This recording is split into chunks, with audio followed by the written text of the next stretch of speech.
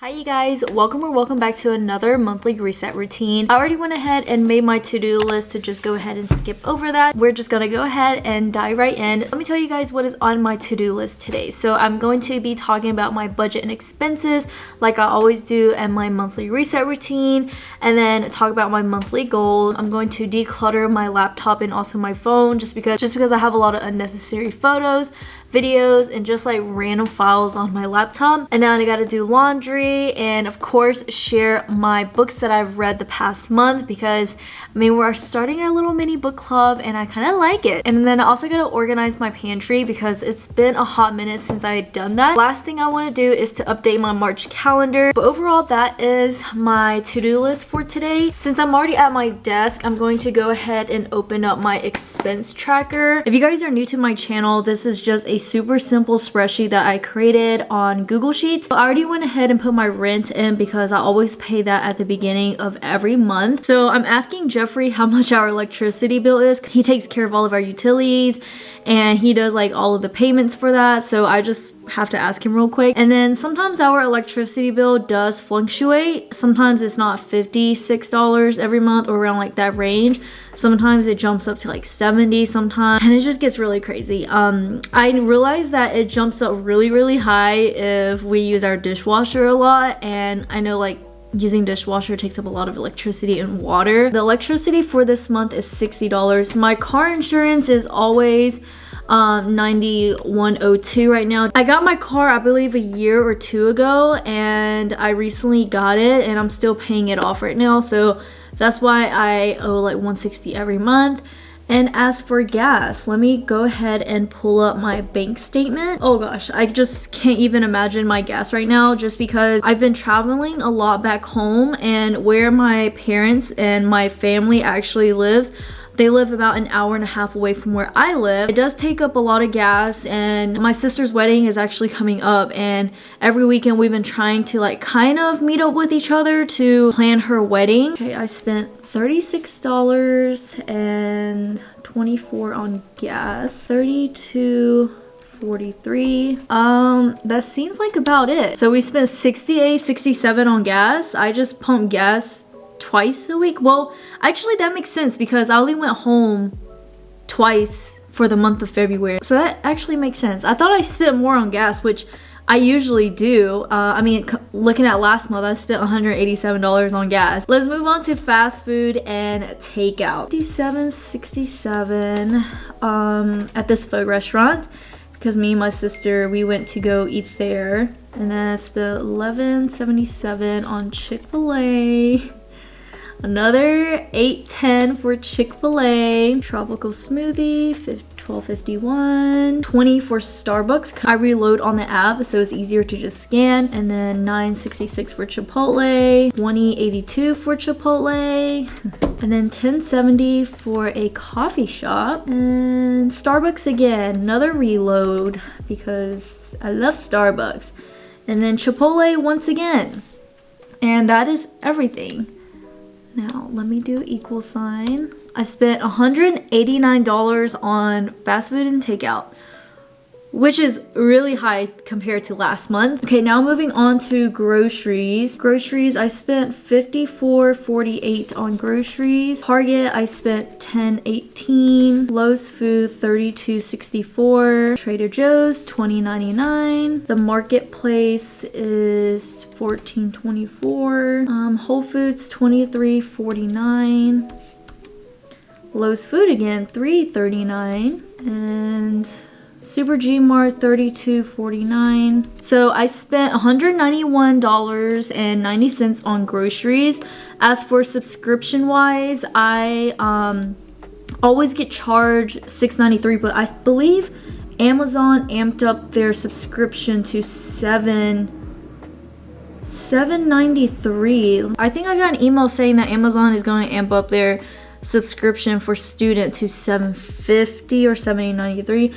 So I also got the Amazon Prime subscription, and then I also have a subscription with Canva. So they have this promo for college students or students, teachers. You can sign up for Canva Pro for free for a month and use all their pro features if you have a student email. But this year I was charged $69. It's not too bad because I use Canva almost every day for YouTube, Instagram, TikTok, and whatever to make my infographics.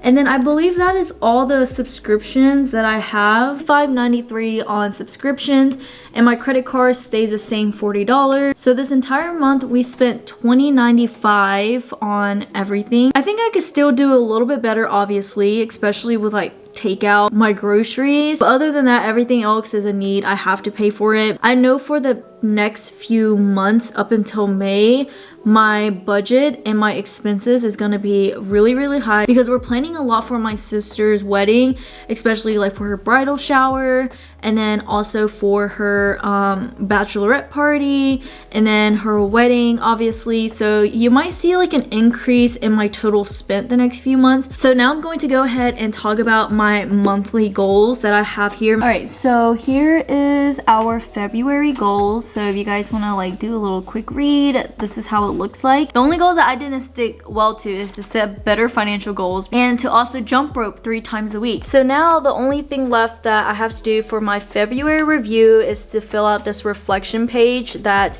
it comes in. So describe February in 1 word. And this month I took steps to get closer to my goals and dream out of a scale 1 to 10. Mark down your February highlights, and then there are like 3 journal prompts that says, what did I learn this month, what am I proud of, and how can I improve moving forward. So I'm going to fill out this reflection sheet and then also fill out my March goals and show you guys that afterwards. If I was to describe February in 1 word, it would be relaxing, because I feel like I really got the chance to take time off of social media. On the scale 1 to 10, I rated my steps to getting closer to my goals and dream a 6. For my February highlight, I put unboxing my 100K YouTube play button, reading 3 or more books, and then I also learned something new, and that's to do my own nails at home. What did I learn this month? I learned that self-care is so important. Not everything you see online is true. What am I proud of? I am proud of trying something new this month, such as doing my own nails at home. How can I improve moving forward? Continue to practice self-care and push myself a little bit more. So my goals for March is very simple. I try not to stress myself out too much by like writing the same goals, because I feel like my goals are the same regardless. So I just added a new one, and that is to grow my social media platform even more, and to continue working out 5 times a week, and obviously to continue reading. Overall, that is my reflection for the month of February and my new goals for the month of March. Now I'm just going to do my monthly calendar for the month of March.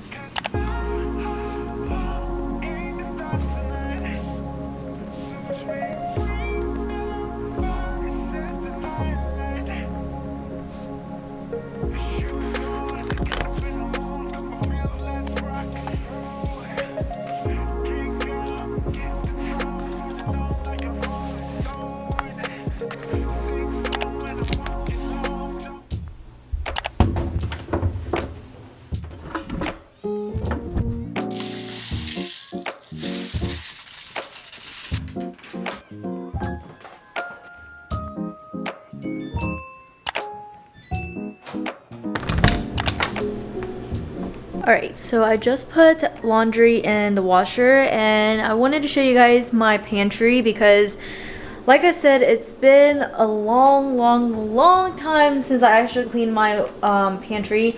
I'm not sure if I need to throw out anything, but I just want to organize it a little bit to make it look better, obviously. And I don't know if you guys like actually think it's messy or not, but in my opinion, I think it's messy, so I'm gonna clean it out.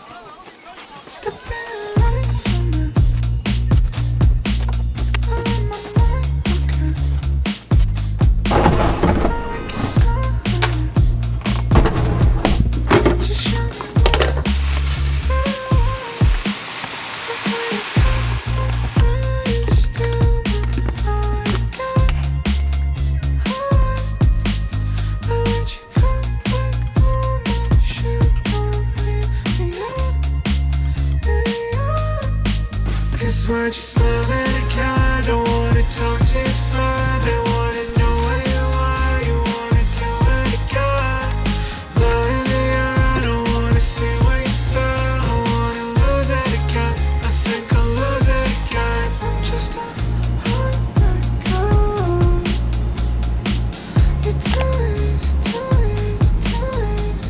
So now let's move on to my favorite part of this monthly reset routine, and that is talking about books. I read technically 5 books this month. I just don't have the other one because my sister is borrowing it right now, but the book is Verity by Colleen Hoovers.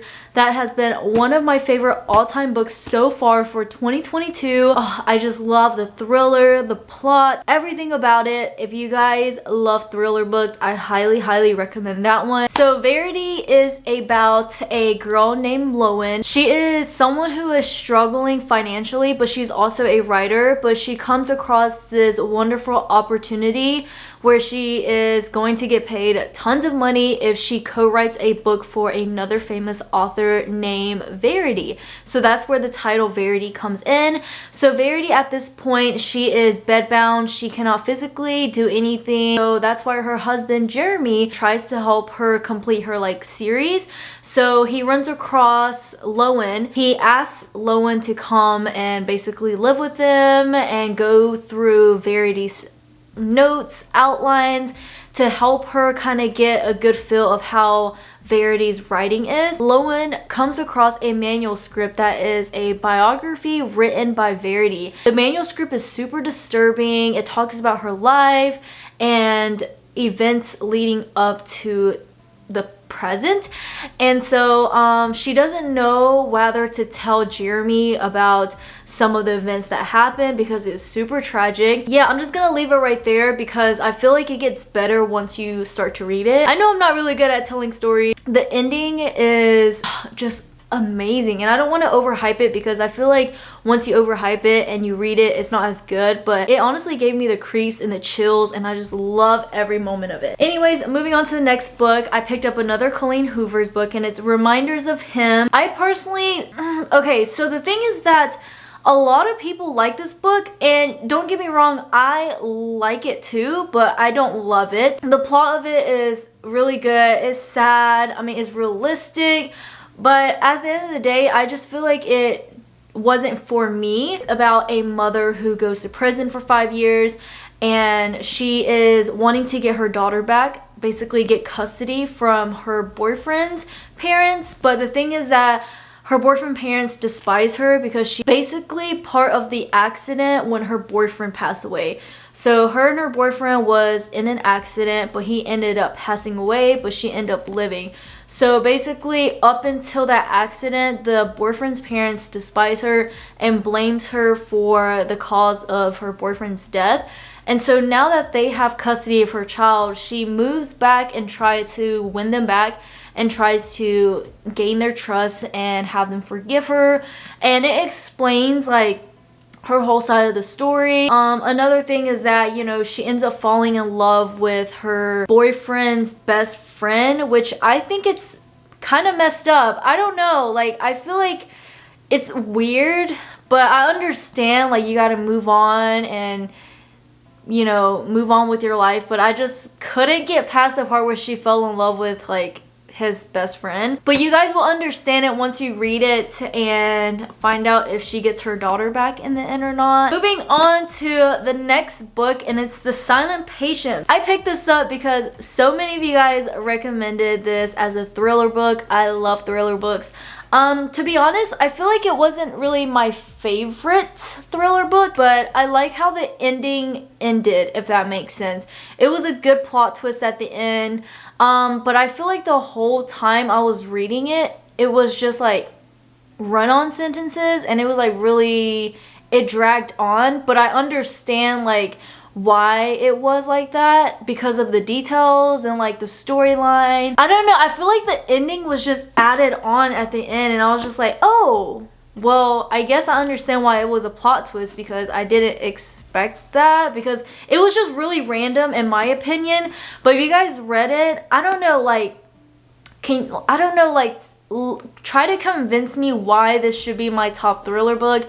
But I did rate it a 4 out of 5 because, I mean, the ending was good, but I just feel like I wouldn't recommend this as like my top thriller book. The next book I picked up is a sequel, and it's One of Us is Lying. So I didn't finish One of Us is Next. I'm currently reading this right now. But anyways, I read the first one, One of Us is Lying, and it's basically about a group of students who are in detention. There's 5 of them, and one of them ends up passing away, and those 4 students who are still alive are the prime main suspects in this investigation.